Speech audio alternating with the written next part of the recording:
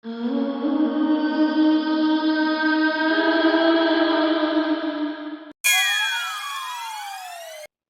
গত চ্যাপ্টারে দেখেছিলাম ইয়াংমাস্টার সান লিলিকে নিয়ে বলছিল ওই পাহাড়ে বিনিয়োগের এই সিদ্ধান্তকে অনেকে অত্যন্ত সাহসী, এমনকি অতিরিক্ত উচ্চাভিলাষী হিসাবে দেখছেন। বাস্তব পরিস্থিতি বিবেচনায় এটি একটি অত্যন্ত ঝুঁকিপূর্ণ উদ্যোগ। তখন মিয়া হেসে বলে, ওই মানুষগুলো যা বলছে বা ভাবছে তা অবাস্তব এবং হাস্যকর। তারা বাস্তবতা না বুঝে অযথা কল্পনায় ডুবে আছে। এরপর ইয়াংমাস্টার সান লিনের কথা বলে, আমি দেখতে চাই সে কতদিন টিকতে পারে। এরপর সিন শিফট হয় চিংশু গ্রুপের কনফারেন্স রুমে, যেখানে লিন, কুইনমো আর প্রেসিডেন্ট লি সিরিয়াস হয়ে বসেছিল। তখন প্রেসিডেন্ট লি লিনকে বলে, এই পর্বতটি জিয়াং শহরের এক প্রকার দুঃস্বপ্ন হিসেবে পরিচিত। গত 10 বছরে এখানে 5বার বিনিয়োগ উদ্যোগ নেওয়া হয়েছিল, কিন্তু তারা প্রতিবারই বিনিয়োগকারীরা ব্যর্থ হয়েছে, কারণ শেষ পর্যন্ত তারা ঋণ পরিশোধের জন্য নিজেদের সম্পত্তি পর্যন্ত বিক্রি করতে বাধ্য হয়েছে। কিন্তু মিস্টার লিন, এমন ঝুঁকিপূর্ণ পরিস্থিতির পরিপ্রেক্ষিতে আপনি কি এখনো ওই প্রকল্পে বিনিয়োগ করতে চান? এরপর প্রেসিডেন্ট লি লিনকে বুঝিয়ে বলে, সাউথ সিটির ব্যারন পর্বতের এলাকায় ক্ষয়ক্ষতির পরিমাণ বিশ্লেষণে দেখা গেছে যে মোট আর্থিক ক্ষতি আনুমানিক 230 মিলিয়ন থেকে 510 মিলিয়ন এর মধ্যে অবস্থান করবে। ক্ষতিগ্রস্ত এলাকার পুনর্বাসন, অবকাঠামোগত উন্নয়ন, দীর্ঘমেয়াদী বিনিয়োগের মাধ্যমে টেকসই অর্থনৈতিক দখল লিন কুইনমোকে বলে, কুইনমো, ভূতাত্ত্বিক দল এবং পরিবেশ বিশেষজ্ঞদের সাথে যোগাযোগ করো। তারপর প্রয়োজনীয় সকল তথ্য সংগ্রহ করে 3 দিনের মধ্যে একটি পূর্ণাঙ্গ ও বিস্তারিত অনুসন্ধান প্রতিবেদন, আর প্রতিবেদনটিতে যেন সকল বিষয়গুলো যেন অন্তর্ভুক্ত থাকে, যেমন ভূতাত্ত্বিক অবস্থা ও ঝুঁকি মূল্যায়ন, পরিবেশগত প্রভাব বিশ্লেষণ আর ক্ষয়ক্ষতির কারণ। তখন কুইনমো লিনকে বলে, আমি বুঝতে পেরেছি, আপনি চিন্তা করবেন না, আমি ভালোভাবে পর্যবেক্ষণ করব। এরপর প্রেসিডেন্ট লিন তার ব্যাগ থেকে কাগজ বের করে লিনকে বলে, এটা আমি বুঝেই গিয়েছিলাম, আপনাকে থামানো আমার পক্ষে সম্ভব, তাই আগেভাগেই ব্যবস্থা করে রেখেছি। এখানে জিয়াং শহরের সেনা নির্মাণ দলের যোগাযোগের ঠিকানা দেওয়া আছে। কাজ যেন কোনো দেরি ছাড়াই শুরু হয়, সেজন্য অগ্রিম অর্থ পরিশোধ করে দিয়েছি। এটিকে আমার পক্ষ থেকে একটি বিনিয়োগ, অথবা বলতে পারেন আমাকে তো অংশীদার হিসেবে বিবেচনা করতে পারেন। এরপর সিন শিফট হয় পরের দিন। আমরা লিনকে দেখি সে দক্ষিণ শহরের ব্যারন পর্বতের প্রবেশপথে দাঁড়িয়ে কাজ দেখছিল। শ্রমিক, ইঞ্জিনিয়ার এবং যন্ত্রপাতির শব্দে যেন নীরবতা ভেঙে যায়। বিশাল প্রকল্পের প্রথম ধাপ আনুষ্ঠানিকভাবে শুরু হয়। এরপর সিন শিফট হয় সপ্তাহ পরে। হঠাৎ কুইনমো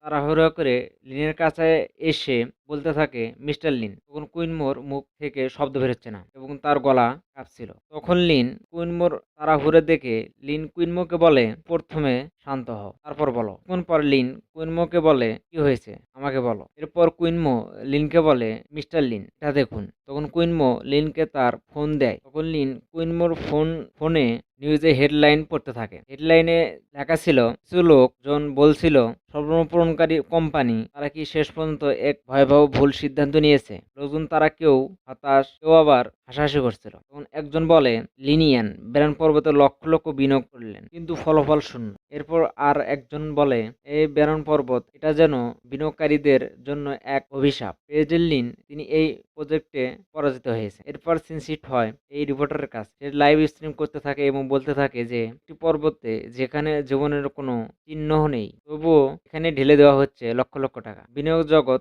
কখনোই শুধুমাত্র আশার উপর দাঁড়িয়ে থাকে না। এখানে প্রতিটি সিদ্ধান্ত, হিসাব নিকাশ, প্রতিটি পদক্ষেপ ঝুঁকি। এই প্রকল্পে বিনিয়োগ করা মানে অজানার দিকে এক বড়সড় জুয়া খেলা। জিয়াং শহরের এই নতুন টাইকুন তিনি কি সত্যি ভেবেছেন এই অনুর্বর ভূমি থেকে লাভ উঠাবেন? কিন্তু ইতিহাস বলে, বড় পরিবর্তন সবসময় অসম্ভবকে সম্ভব করার সাহস থেকেই শুরু হয়। জিয়াং শহরের এই নতুন টাইকুন মিস্টার লিন তিনি কি শুধু ঝুঁকি নিচ্ছেন, নাকি গোপনে সাজাচ্ছেন এক নতুন অধ্যায়? এই জয়টা কি তাকে ধ্বংসের দিকে ঠেলে দিবে, নাকি তাকে সেই পদক্ষেপে যাওয়া পুরো পরিস্থিতি পাল্টে দিবে? তখন কুইনমো লিনকে সিরিয়াস হয়ে বলে, মিস্টার লিন, জিয়াং শহরের জনমত এখনো বিস্ফোরণের মতো ছড়িয়ে পড়ছে। বাইরের বিশ্ব আমাদের পরিস্থিতিকে গভীর হতাশার চোখে দেখছে। এখন আমরা কি করব? এরপর লিন হাসতে থাকে বাইরের দিকে তাকিয়ে কুইনমোকে বলে, ওরা শুধু আমার ব্যর্থতা দেখতে চায়, কিন্তু দুর্ভাগ্যবশত তারা ভুল প্রতিপক্ষকে বেছে নিয়েছে। ওদের একটাই উদ্দেশ্য যে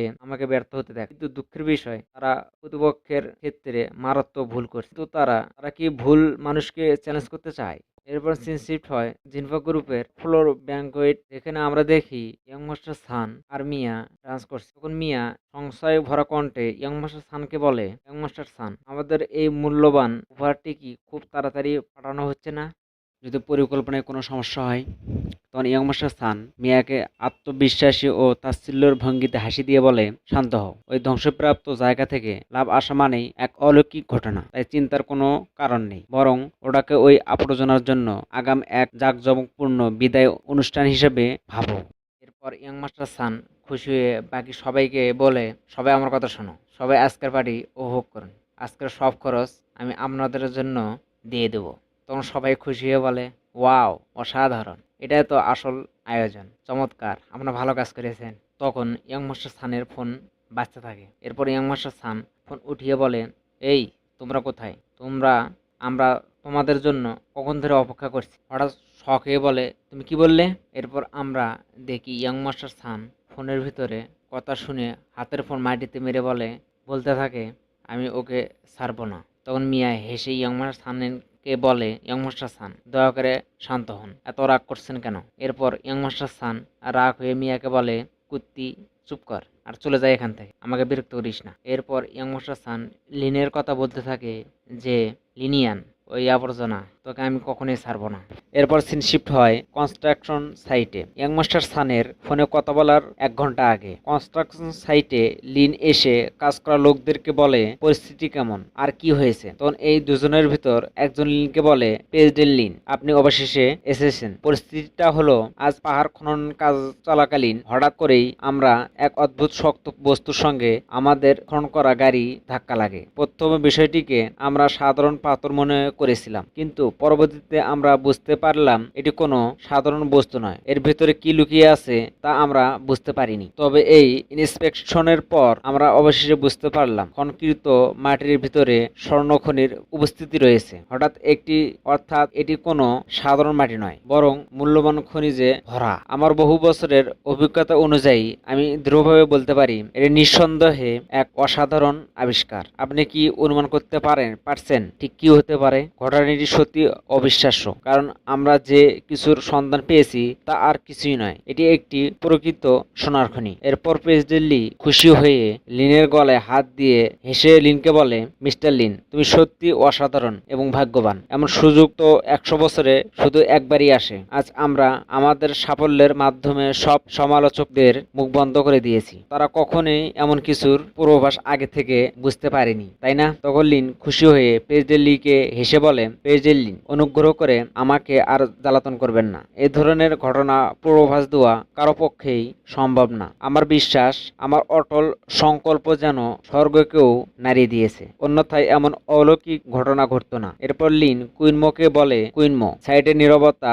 জোরদারে সারা রাত কাজ করার জন্য তোমাকে ধন্যবাদ। এছাড়া অবিলম্বে পুরো সীমানা জুড়ে একটি উন্নত নজরদারি ব্যবস্থা করো। আমার তত্ত্বাবধানে থাকা এই রাষ্ট্রীয় সম্পদের নিরাপত্তায় কোনো ধরনের ত্রুটি বা ঝুঁকি গ্রহণযোগ্য হবে না। তখন কুইনমো লিনকে বলে, মিস্টার লিন, আপনি চিন্তা করবেন না, আমি এখনই সীমানা জুড়ে নজরদারির ব্যবস্থা করছি। এরপর প্রেসিডেন্ট লিনকে বলে, আপনি কি স্বর্ণখনির উন্নয়ন কার্যক্রমটি সরকারের তত্ত্বাবধানে হস্তান্তর করার বিষয়ে বিবেচনা করেছেন? তখন লিন হেসে প্রেসিডেন্ট লিকে বলে, ঠিক বলেছেন, সর্বোপরি সোনার খনি একটি গুরুত্বপূর্ণ জাতীয় সম্পদ, কিন্তু এই ক্ষেত্রে আমার সত্যি কোনো যোগাযোগ নেই। তাই প্রেসিডেন্ট লি পরিচয় করিয়ে দেওয়ার জন্য আমাকে আপনাকেই কষ্ট দিতে হচ্ছে। এরপর প্রেসিডেন্ট লি হেসে লিনকে বলে, আমি সত্যি তোমাকে ভুল বুঝিনি। এই বিষয়ে তুমি সম্পূর্ণ নিশ্চিত থাকতে পারো, এই দায়িত্ব আমি নিজেই দক্ষতার সাথে সামলে নেব। গাইজ, আজ এখানেই শেষ। ভিডিও ভালো লাগলে চ্যানেলটিকে অবশ্যই সাবস্ক্রাইব করবেন।